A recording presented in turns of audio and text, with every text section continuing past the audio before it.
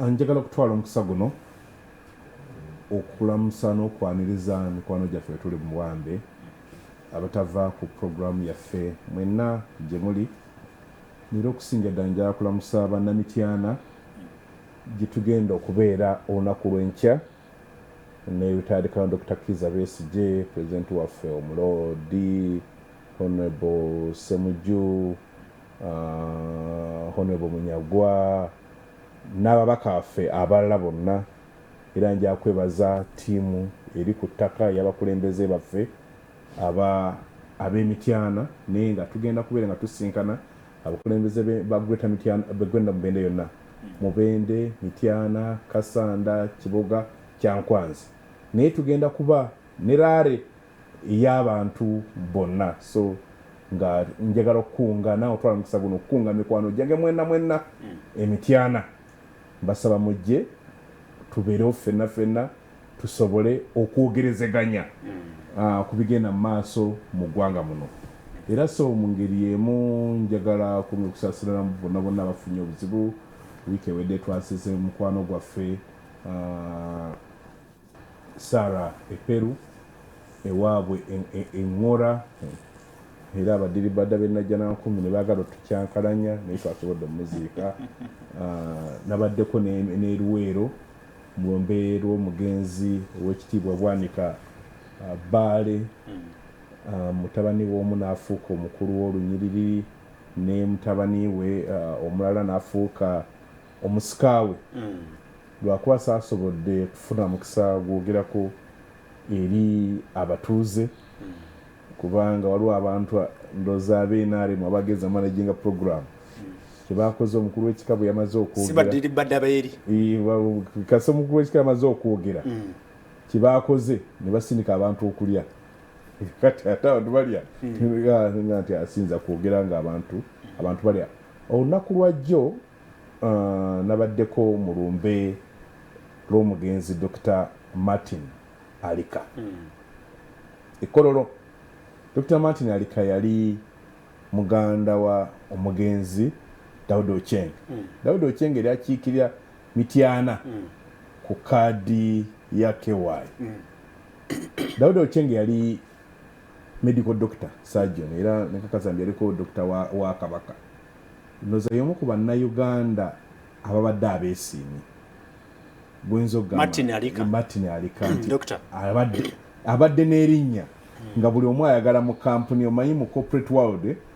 osobola okunoonya abantu ku board bossaako balabe mbu weesigika, ng'era board ezisinga tabeerayo, naye nga buli omu ayagala ku lisiti yaabwe Martin Alika abeereko. Naye waliwo kye nalabye mu lumbera Martin Alika.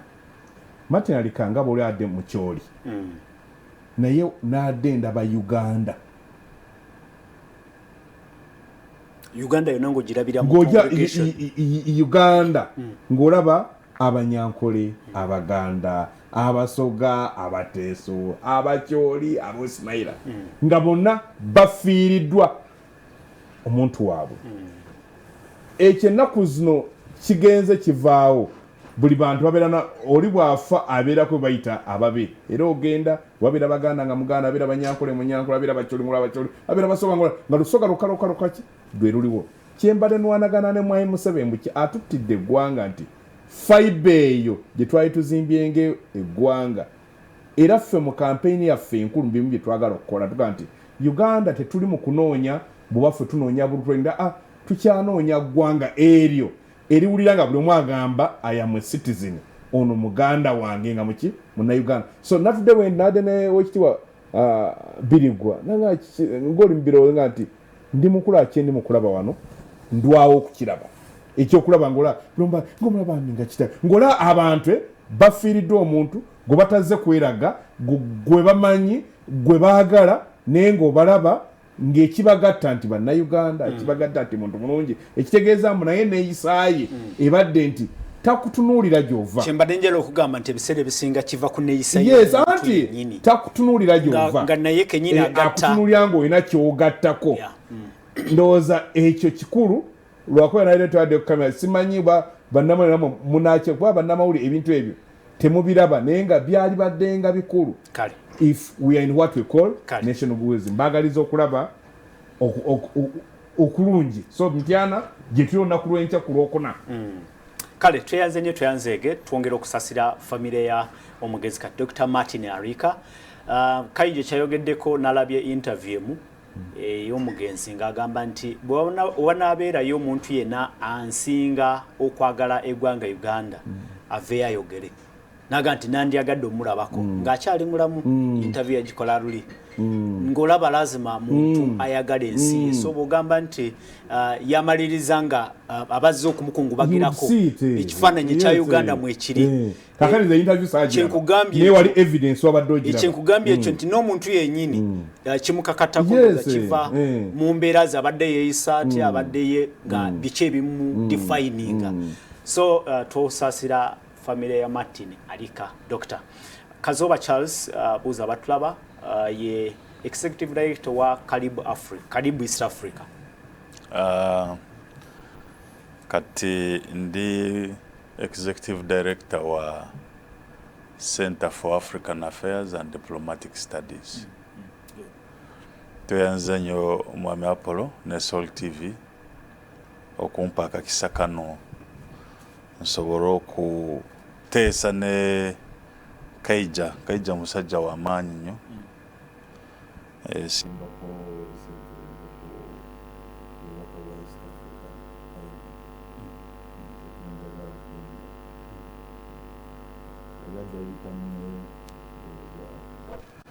President Museveni yagita musiimi Museveni si yalonda ababaka ba East Africa akuwulidde ekituufu ono mu Uganda yayagala Parliament yeronda East African Parliament is a section mu foreign affairs so foreign affairs mukono gwa president kati aba inofaayo nnyo ani atambulira mu kkubo eryo yes Martin Arika namusinkanako myaka gigenze nga kola comment nyankuba tetwagala gifula program ne musasira kubanze namusinkanako nga ate nali njagala nconnecting mu companies nsobola okufunayo business musajja mulungi afudde ku myaka gye era buli kimu ndowooza abadde akirabye nzafudde muto wange Katonda namusaba 10 then mbadde also njagala kuyisaawo just ka statement kamu nti twafunye amawulire amalungi okwongeza amagye emisaala yes kakati at least abasajja abo bagenda kufunayo ku kasente akasobola okulabirira famire zaabwe akawera kansuubire nti General Muhoozi ekintu ekyo kuba ye foundation ye ndowooza ne buli omujjukira yali ayogera nnyo ku welfare y'abasirikale era kyekimu ekyali kyamunyiiza minisita abeera minisita omanye ebintu bino kisinzira gwe CDF so General Muhoozi kintu kirungi nnyo aki-implementing ojjukira babongeza yali Mayombo so this time round Mayombo nga PS tegeeza minisita muwenga n'abantu ku biti muwenga n'abantu omusajja ambabuulira omusajja oyo ali minisita ya defense both ndowooza lwakuba tamanyi kwemulisa one says one of the finest gentlemen he's good yes ndi mukugamba yes ate ali grounded ebintu ebimbogerako byamweta kuba nti iyi embeera wagirimu embeera gy'otabangamu kizibu nnyo gisolovinga kale kintu ekisobola kivaako nga tetukitegeezezza nedda njagala nkuwekeza Kazoba nganye alina kyavuga togere ku kedemo kabasuubuzi ensonga eno etukwatako obutereevu batulaba nnamu abatuuliriza sisobola kukinyonyola nti olunaku olw'eggulo amaduuka lwe gaggaddewo n'afumiitirizaamu abakyala n'abantu abalala abatali directly mu nsonga eno nabo engeri gye babadde affected olw'abasuubuzi okuggala bizinesi zaabwe abantu abatambuza ebintu bino ebyabasuubuzi okubituusa gye babituusa abali mu transport nendowoozaamu abantu abali eyo mu bitundu ebyebyalo engeri gye bagenda kati nabo okubonaabona ng'emiwendo gyeyongedde nga babagamba nti mukimanyi tetulina gye tusuubula bintu really it is kino si kyabasuubuzi n'akamu Harold Kajja ndowooza oba otandikira ensonga eno twajogerako nti abakyala kwegamba nga balina zi fridge mu bikuubo abalina mu zaakeedi abakola emirimu egyo abatali direct ku bano betwogerako abasasula emisolo gino egya VAT naki directly nabo kennyini bakoseddwa mu mirimu gyabwe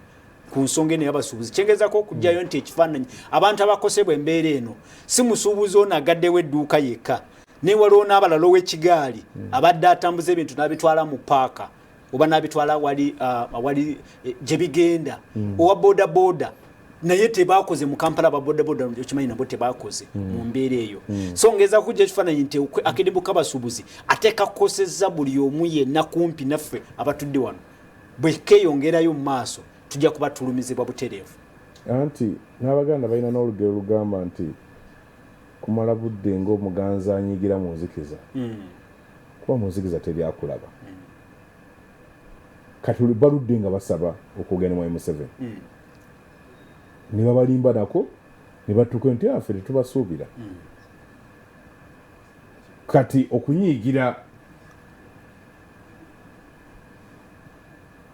okunyiigira mu lujjudde kiva ndaba bano baga nti mu M7 agenda bakozi kubasinkana olwokutaano kubasinkana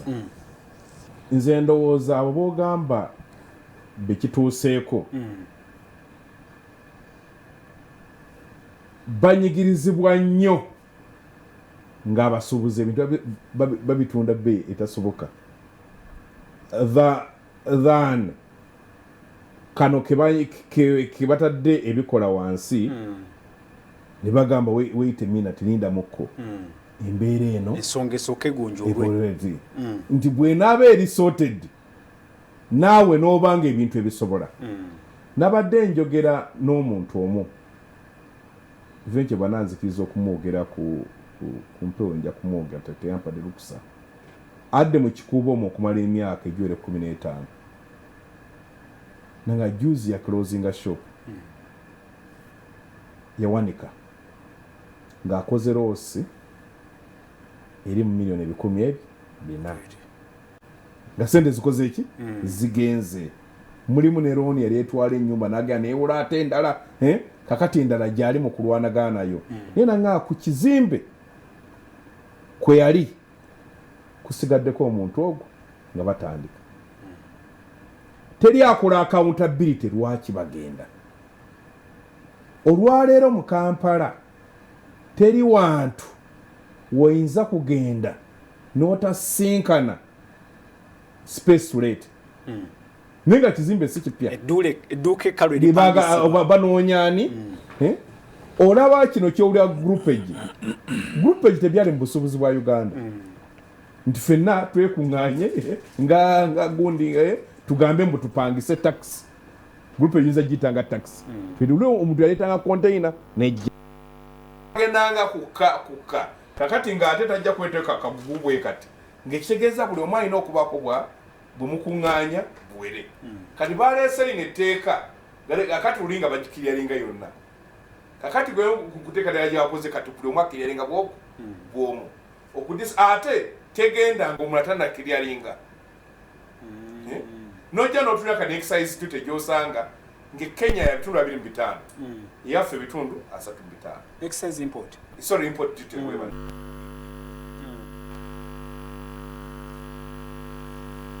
tuganya nazo VAT wano ya 18 wali ya 12 egyo emisolo enewe gibatidde obutale obubadde okumpi kubanga wano Uganda kali kafuuse ka Dubai aba Kongo nga bagula wano abanyanda bagula wano abasudani nga bagula wano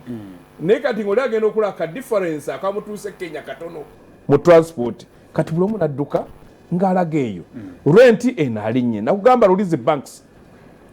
banks emabega eri emyaka 10 emabega sina 10 emyaka 5 emabega obadde nga okutandika bango wetaga omusingo gwa bilioni 25 kati ne bagulinyisa ku bilioni 12 guno mwaka babagambye by June omwezi guli oguddako ogujja babagaza bilioni 15 premium kakati yes akati ekyo kiba kitegeeza era kimpactinga kwono kati bwolaba lulina gamba era abantu abasasula omusolo ebijja munda ebisasula omusolo biri ebitundu 24 ku buli 100 24% tebiwaki tebiwa musolo bibyado gujona nabadde ntamane munenga tuvuga ng'emmotoka etuli mu maaso ng'esuubula gaamu ogaya ng'egwanga olaba zi stickers nenge erike namba za red ozime namba za red gibagaye mbote waki musolo gaamu importance yali musuing gaamu okubanga emmotoka ya kampuni eyo tiwa musolo kyetegeeza webanga kweyingiza kakati munne asuubula kyekimu ye mmoloka gyayina ewa omusolo kakati eno system bagamba mbu eri effective naye eri effective kyeriko yeetaga computer yes obadde oyogera ku gundi kufayiringa system sinyangu ogigendako yeetaaga omuntu agimanyi ng'omulina yeetaaga internet nga kweri yeetaaga amasanyalaze wayitawo essaawa 24 nga tofayirize miliyoni zokola ki zosasula nti nolaba nti mbwe ekintu kyonna nga balina speed gye bakitwala naye singa ogamba nti fenna across tukola ki fenna bwe kiya nolaba nti waliwo equity gujuza abasuubuzi baali bandaga emipiira gino egya tires gy'emmotoka nga bakulaga nti ogulaa guno omupiira nti ye Apollo yaguleeta yekka niyo omupiira ogwo ng'omusolo gwawo guli wansi ogwo guliko monopole nga bano bo gye baleeta ng'emisolo giri waggulu kakati wagenda mu katale ewole oli alina kumala kuggwesaawo oba abantu nga tebamanyiiyo ate kati ekibi ngekye tebetwogerako wali wabweru nti weesanga nti baminisita tebalina maanyi gasalo kubi ani minister of trade Mwebesa Henry Mwebesa katula simumanyi era oyo nawe ku lulimi terukolaki teteryangu kusubira nawe badde osoose kumunoonya manufacturer yali baddenga buli omu amukola ki amumanyi ne kati n'olwaleero wawuddeko statement ya minister David Bahati West State David Bahati wa trade naye abadde mu parliament ku TV tanalabikako President Museveni ajja kusinga akati ekitegeeza negotiations zibadde zigenda mu maaso eri minister wa state Honorable General Mbadi ne abakulembeze w'abasuubuzi so really olaba crisis enene wali badde nga yakoze kati nga jjo oba ne on the did yali bayitabaganya okutuuka n'okugalawo wali mulayi bino mwami Museveni yatera okufuna pressure najja n'atuula n'ayogera n'annyonnyola nga kyasazeewo kikola bwe mbeera mu ggwanga nga semaka bwe mbanga yanaasalawo anaalya ennyama yanasalawo ani anakwata ekitole kya sabbuuni yani anasalawo simaani anayera yani anasalawo simanya ani anafuna kino eyo nayo nkola nfu so bali banno bobadde oyogerako sima bamukyala baki era n'abamu kyoba lwaki batunda butunda nga obali awo embera oyinza omusanga nga yaliko waggulu n'abeera relegated ng'atuusa awo ate akyayongera kukka yes ng'aliko awala era omanyi njagala otandike okugenda bw'osanga abantu ate tandikawo emboozi eri informal oyinza okulaba nga yalina so n'agamba najja nembeera ne capital point kati mukwano gwange olw'okuba gutwalinga naye yanga kati beererako abantu amu ajja baneraga katumusupporting tadda mu kyalo ne baga tulyakawo nga bw'oyiya oba bw'onaasanga tomanya omukisa guyinza okujja n'ofunayo obukadde bwino n'oddamu n'otandika abantu bakulaga amaduuka nagamba eryo edduuka lyali lya Apollo ne kati Apollo ng'ayinamu akantu kati kali bwe kati kubanga oyakusiga ng'onoonya address oba n'essuubi mbw'osanga enkya nendi mu kugamba ekika ky'emisolo egisasulwa mu Uganda giri basically gisindika abantu kufuluma bwe naali tegende kituufu nti olwaleero gavumenti ina ebizibu by'ensimbi kubanga oli kyajja okugamba ina ebizibu by'ensimbi naye n'enfulumya ye eya ssente eri etya eggwanga ng'eryaffe Apollo lwaki tetugamba ti minisita ffe air ticket tukuwadde economy gwe bw'oba oyagala bizinensi gya upgrading naye ffe y'entambula tukuzikoze ki tugikuwadde olwaleero juzi mbadde gamba bwe njagala nze modo ya Magufuli Magufuli ndowooza yatambula ensi ziringa 5 ate nga zaano ki mu Africa kubanga olwaleero ng'otudde ku intaneti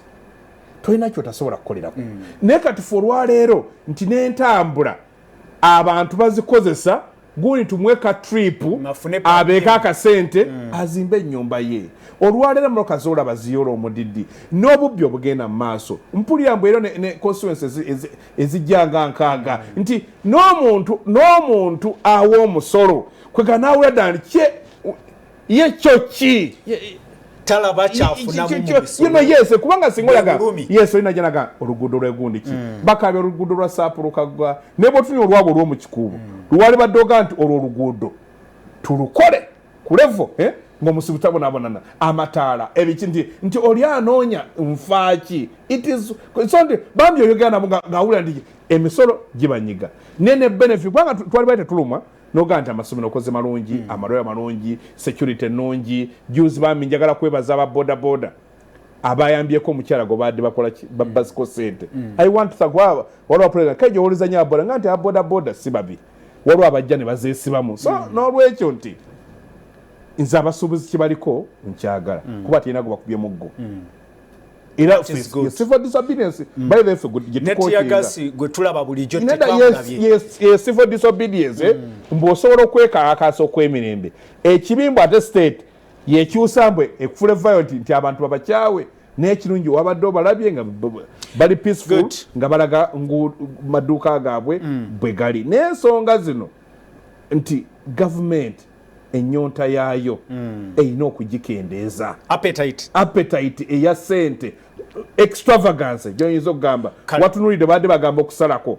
ninge balina ebyabwe batasalako ate emmotoka bagenda kuddamu kugula kakati oli gyogenda ayina omuganda tugenda kuzijja mu kino oyongedde emisolo bwenagamba luli ziwoteri zisasula emisolo 26 nenjikusomerako egimu miyitirivu kale tweyanze nnyo twanzege Kazooba Charles obudde tetulina bungi ne woba otandikira kayija akoonyeko katono ebintu bino tebitandise leero abantu okugalawo business Kazooba abantu okugalawo business ne badda mu kyalo business olina agalawo nolaba omuntu n'apangisa edduuka n'amalamu emyezi 3 n'amalamu emyezi 6 n'agalawo n'addayo oba n'anoonya awalala bibaddewo era bize bibeerawo mu kaseera kano ketuyiseemu kiki ddala ekigenda mu maaso ekituusizza abasuubuzi okutuuka okusalawo nti oba tufiirwa kuba omusuubuzi amanyi nti lazima rent buli lwasiba edduuka rent asigala abanjibwa n'amanya nti ku nkomerero y'omwezi era ajja kusasula nenaga akanziggalewo ekiba kibe really mwami Apollo ng'okyali ku musuubuzi w'omukikuubo alina edduuka naye ate nanyini factory y'amajaani eyagaddewo ng'akozesa abantu 3 ebyenfuna bya Uganda kati we bituuse bigenda vaamu anake kyeki anake sikeka sambatuko kanyulagano exactly era bwe tubanga titwegendereza nze maaso ndabayo nga revolution endala simanyi oba lwaki naye njiraba kubanga abakozi abakolera gavumenti bwe babeera mu air conditioned offices tebategeera consequences za decisions ze bakola most times revenue bo bajja kuleeta idea bagambe president nti kino ekintu wetuba tukikoze bwe tuti ne bwe tuti omusolo gujja kweyongera naye nga tebategedde oba tebannyonnyodde president ekinaavaamu ova omunnayuganda engeri gyagenda okukosebwa. Njagala nkuwa example recently abasuubuzi ba gold abasuubula zaabu nti gold oyo agenda n'ava e Congo n'ajja wano ne bamuprocessingira wano tubadde tutuuse ku processing naye obutakkaanya makati gaabwe ne revenue ne babaggala. Wetwogerera abasinga kati abali mu zaabu industry ya zaabu bazze Rwanda nozo oraba consequence no oli atulaba ajja kwebuuza nti badda Rwanda ngolo ofirwa anti kyengamba kijagala jeyo gwe owa revenue otunuulidde akasente akatono oli kakugamba nti kano titukujja kakuwa ffe tumanyi bwezi ze tusobola okuwa kati gwe olw'obusungu n'ogamba nkugaddewo oli nakwata bizinesi ye nadda mu nsi endala n'akola ebyobusuubuzi bizze nga bifa. Nannyini Simba Manyo yafa yamala ebbanga nga yeggalidde mu hoteeri ye. Abasuubuzi ab'amaanyi bazze nga bava mu sekita eyo kubanga ebyenfuna byonoonese. President Museveni ye yagenda n'atunuulira nnyo investors bamusiga nsimbi naddala nnyo Abachina n'Abayindi. Ye engeri gy'alinamu ekirowoozo nti bano be balina okununulira eggwanga nti kuba ono omusuubuzi agenda n'aleeta Rugabire n'azijja China n'ajja n'atunda wano ye president tamulabanga omuntu asobola alina kyagatta ku ggwanga atunuulira ono azze n'akola factory n'aggulawo factory naye eggwanga tosobola ddizimba bwotyo inede eggwanga likula mpola omuntu atandikanga mutembeeyi enkya n'aggulawo edduuka enasana n'ava enasana n'ayingira ekikuubo then bw'ava mu kikuubo olina omuteerawo system enaamusoboseza okufuuka manufacturer. Ogamba nti bano abasuubuzi betulaba balina amaduuka abadde basuubula ebweru beetaaga embeera ebayamba nabo bafuuke ba investors mu biseera ebijja mu maaso. Naye nga mindset ya gavumenti eyaffe terabawo bano eri nti ono omweru yalina okubeera investor si muddugavu. Tetutonzeewo ba investor abaffe tutunulire ba investor abava ebweru. Singa President Museveni we yajjira mu 86 yali alina mindset eyo saawa zino titwandibadde twetaaga ba investor okuva e China. Abannayuganda bennyini bebandibadde ba investor. Nze njagala nkuwa example olowooza abannayuganda bagenze ebweru ku kyeyo bakoze sente meka neziragawa batya waliwo omuwala ali Germany mukwano gwange ebiseera ebyo yambuuzaako naga akazi wange njagala kukomawo nina sente zange nengenda nziteekewa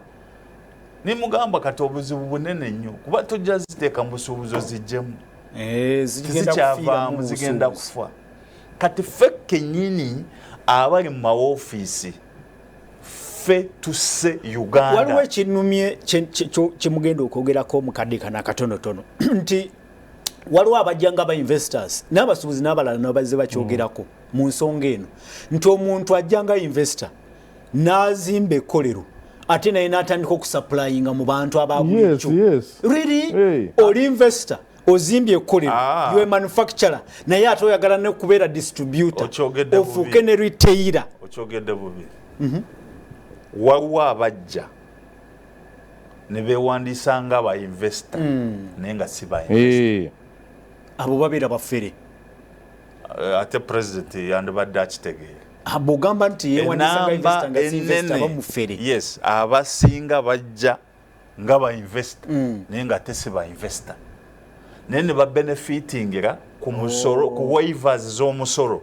nti tagenda kuwa musoro era ebbanga kasitali gwayo bweriti addayo ewaabwe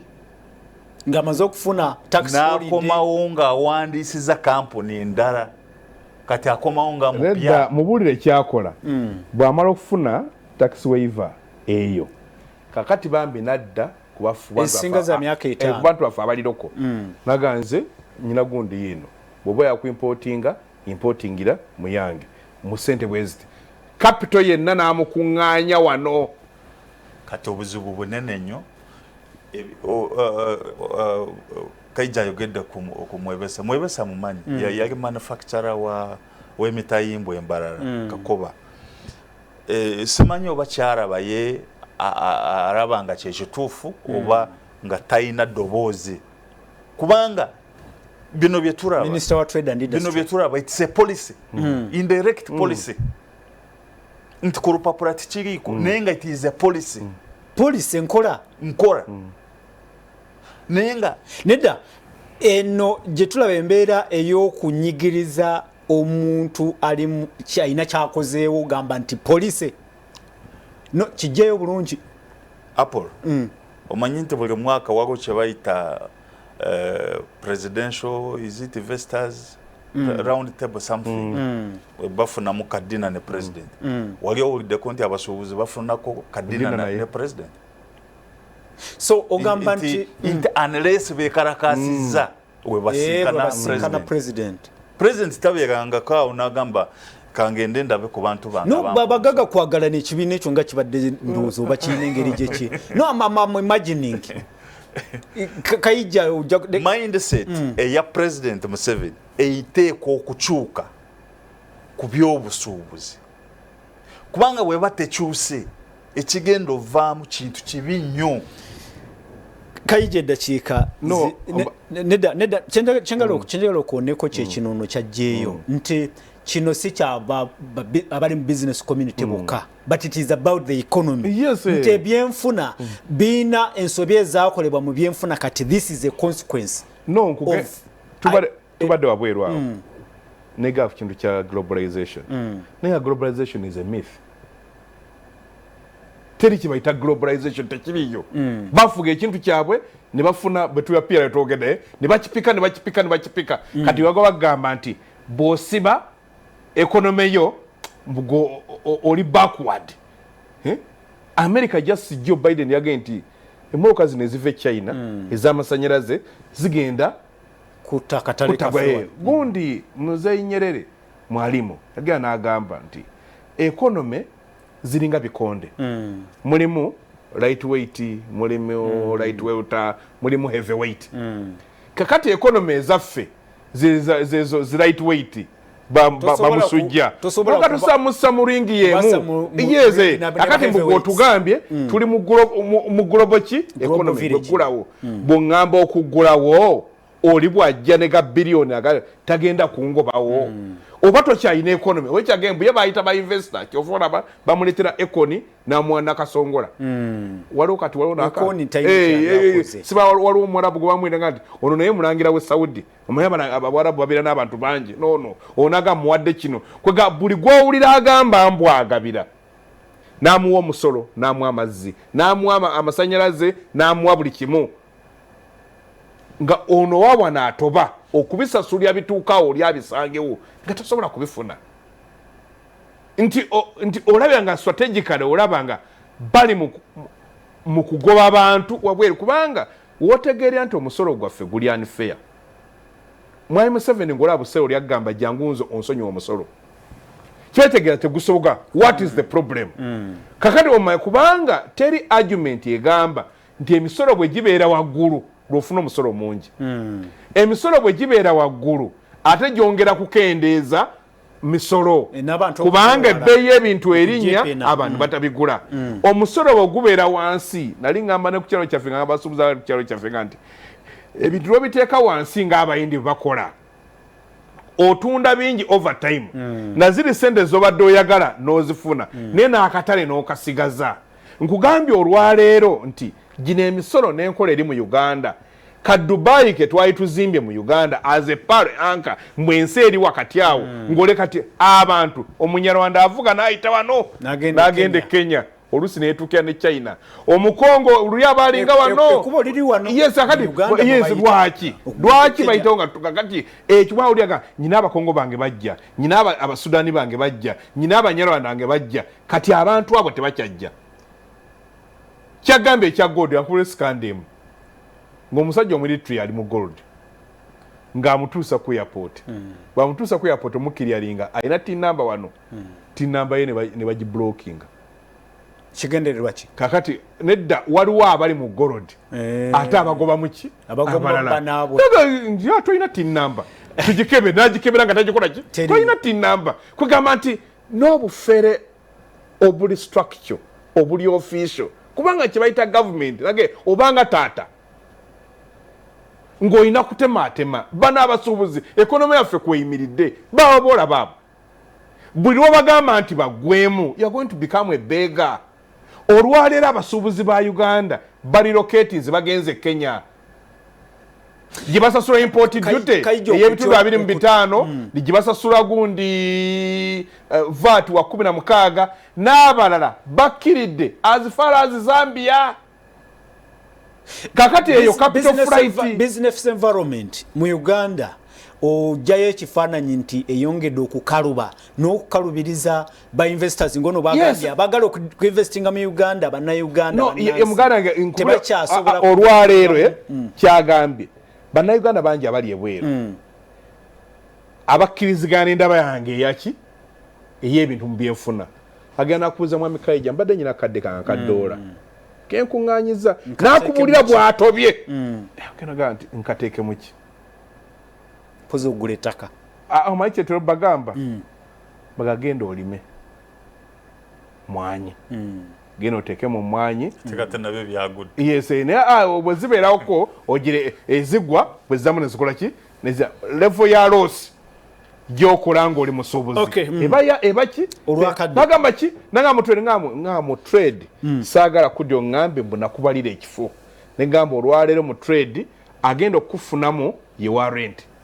yeze ogenda gusasula musasula emyezi mukaaga gigenda okugwako bwe giti ng'ogamba sente odduke nga ye yafunye Kaija waliwo kyempulidde kiri mu misolo ojja kutuyamba mu dakiika emu oba waliwo eyangambye nti okimanyi nti mu misolo gyaffe mulimu okuteesa nti waliwo abantu abatuuka mu revenue ne babagamba guno omusolo tukutaddeko omusolo gwa bukadde 5 mbu ojja otuule nabo oteese okirize nti nja kubawa ebibiri wawulira kiwulire nedda kyendowooza nti ekyo okuteesa tekyandibadde oba kibi naye bagamba nti omusolo okubutabeerawo uncertainty okumanya omusolo kyendi mukugamba ono atayina muntu gwamanyi era ffe omugezi waffe omu yagenda n'atugamba ate mwe abali mu opposition temusuubula nze sisuubula yagamba bajja kukuba ebiwa abamu bola Museveni baatutte abali mu opposition bamaze kusuubula nga bakozesa URA enkya nejja neekubala omufuulo kwekubala omufuulo bwekubala omufuulo mukama wange mukama nedda tolaba abakusonyiye tolaba nti bagamba nga abakusonyiye beeri mu system nga bakoze eki baguteretse yaga nti luli twabala bubi tukubanja billion wawujjuka gwa babanja billion 9 wa Seroma naye ate bangambye ekirala mbu baali bakutte ssente nga balina business ate gye bagenzeemu ng'erimu abagirimu kakati okubagobayo bagamba babanja billion 9 n'ebintu byamwe tubitwala mu nnaku bwe ziti ebintu bitwala kati n'olaba nti abantu abali mu kufacilitatinga gavumenti okubeerawo ababagulira emmotoka ennene ababagulira emisaala eminene ababagulira holiday bewali badde olowooza nti buli omu abakwata kankubuulire tulaba pulezidenti w'Amerika batambula atambula n'ennyonyi nga 4 ennyonyi ezibeera abasuubuzi buli omu ajja afuna opportunity agifune lwaki bamanyi mbu ekonomi yaabwe abagibeezaawo ekonomi yaffe tesupportinze basuubuzi munnanga ate balabo banga bakompitita banansi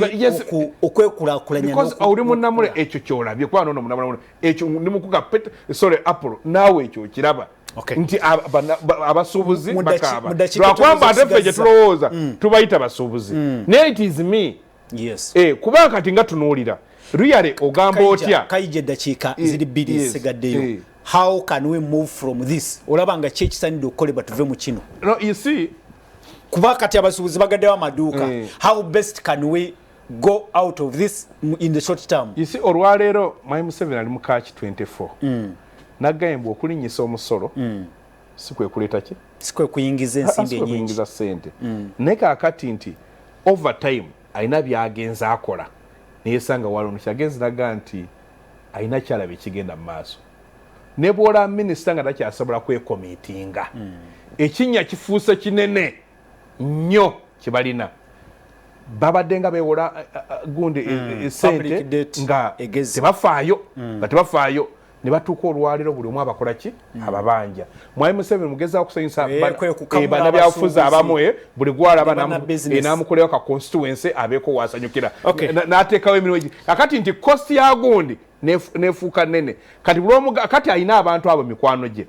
basonyiye emisolo mu budget eri ewedde mubaddemu waivers andikeeko kalayina ako mubaddemu waivers gundi 7 trillion 7 lwaki togamba abosonyiye omusolo nobaga tuli bubi yes musasule ki waliwo 7 trillion yes izidde eziri mu sente abasonyiwe baye lwaki toja trillion ezo zidde gwoche pressure gyokendeera ng'oyisa trillion 7 kazobe dakiika zitugwako what can we do in the short term kiki ekisanidde okukolebwa kati nkugambe mu butuufu tukole ki kubanga